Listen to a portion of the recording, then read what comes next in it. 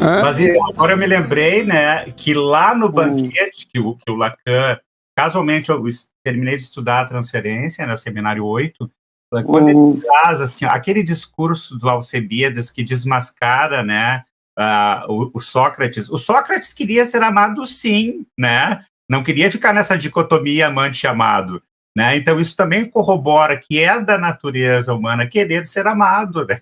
Sócrates não estava fora disto, né? E aí agora deixa eu colocar uma questão que para mim assim foi instigante. São experiências diferentes. Vamos pensar o amor sexuado, né? Aquele amor onde tu tem necessariamente o eros envolvido diretamente, né? E o amor onde isso não está presente de uma forma intensa. Porque essas duas situações a gente vive, inevitavelmente. E aí a distinção, eles não, para mim, não são os mesmos lugares. Esse amor lacaniano e esse amor que nós estamos discutindo, na minha concepção, na minha acepção, ele está mais próximo do que a gente chama de paixão. O amor, ele para mim, eu colocaria esse sentimento num lugar onde eu consigo, inclusive, abstrair esses elementos de desejo primário em relação ao outro. Entende? É uma questão conceitual, mas já a paixão, não. A paixão realmente, ela no fundo, o objeto é uma extensão minha, né? O objeto do meu desejo é uma extensão, né? Inclusive muitas vezes de minha posse, né? Eu não quero nem que esse indivíduo tenha vida própria, né? Que ele viva gravitando na minha órbita, né?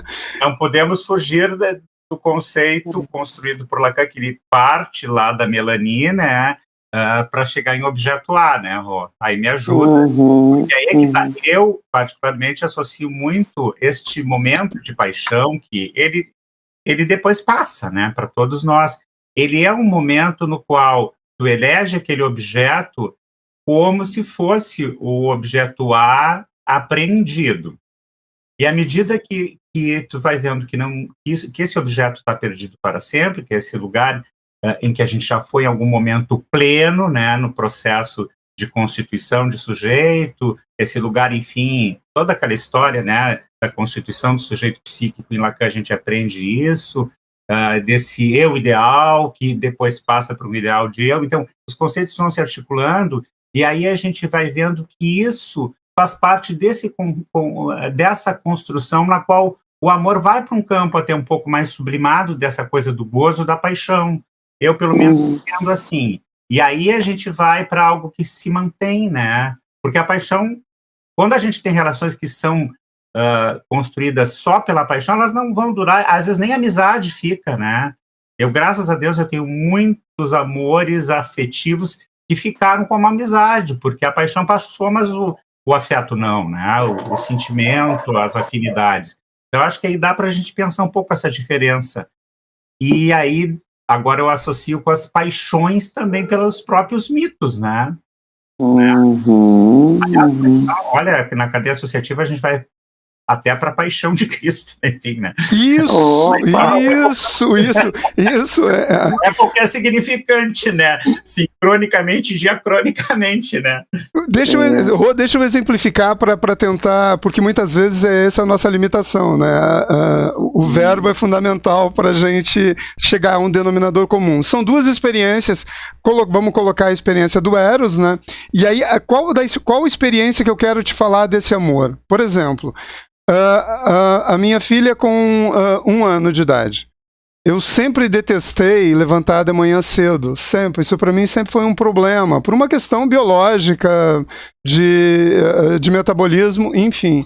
Mas eu tinha que fazer mamar, porque ela começou a ficar cedo comigo, e eu tinha que fazer o mamar dela às 5 da manhã, porque ela quando tinha fome. Eu não vou te dizer que isso era bom, não, isso não era bom, mas não era ruim. A sensação, entende? Esse sentimento de dizer, puxa, algo que em qualquer situação eu odiaria, não tinha sentimento, ele simplesmente tinha uma naturalidade de execução. Então, e essa experiência, e aí se a gente for traduzir isso, essa mulher ali, essa que eu tô me projetando, ela jamais será minha. É um estágio, é uma experimentação diferente de quando tu te envolve e tu tem a tua sexualidade como parte desse contexto. São duas emoções diferentes. E quando envolve esse eros, as emoções elas tendem a fugir um pouco à razão de forma mais rápida e mais... E nessa outra situação, eu diria que é como ficar vislumbrando uma lagoa tranquila.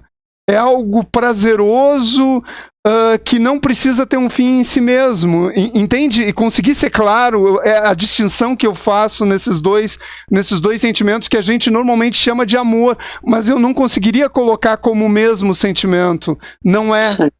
Não é. E não é? Não é, não. Uhum. E é legal que a gente possa perceber, né?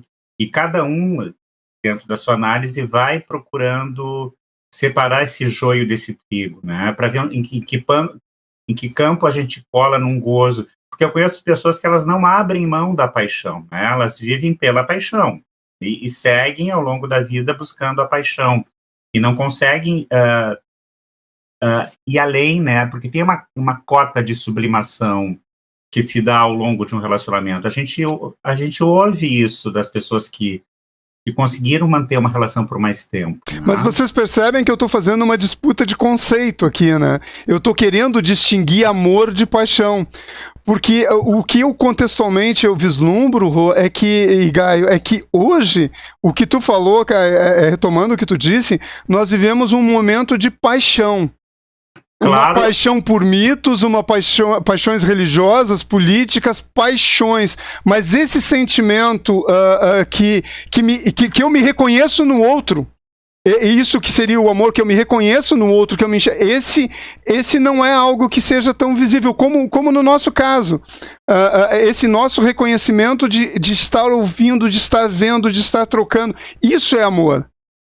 Isso é o que eu aproximaria do amor. Mas essa disputa intransigente de posição e de certezas, essa para mim é um outro lugar. E às vezes nesses conceitos a gente parece que, e lendo como normalmente a psicanálise trata desse sentimento, é como se ela jogasse tudo no mesmo pacote, na minha opinião. E aí para mim eu acho importante a gente distinguir, para a gente poder, inclusive, situar esse momento.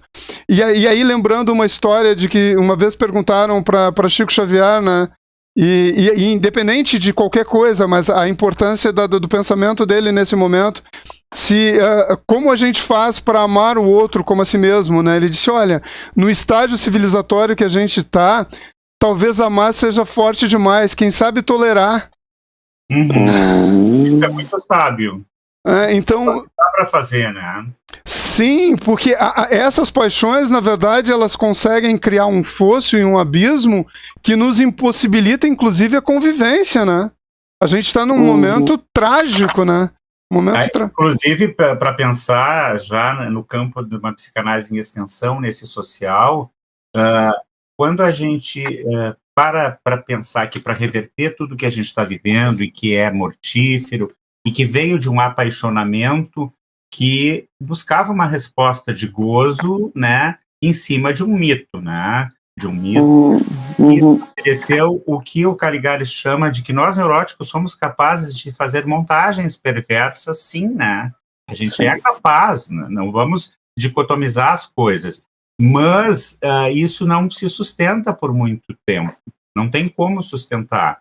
E acho que essa é a aposta, né? Então, aí o que tu coloca da tolerância é importante. A gente tem que tolerar agora aquelas pessoas que se equivocaram, aquelas que estão repensando as suas escolhas e que estão querendo algo diferente, né? Algo que seja menos mortífero do que tudo que a gente está vivendo na nossa sociedade. A casa é sua, por favor, me apareça. Nunca esqueça desse amigo que lhe tem muito respeito e toda a admiração. De coração tenha certeza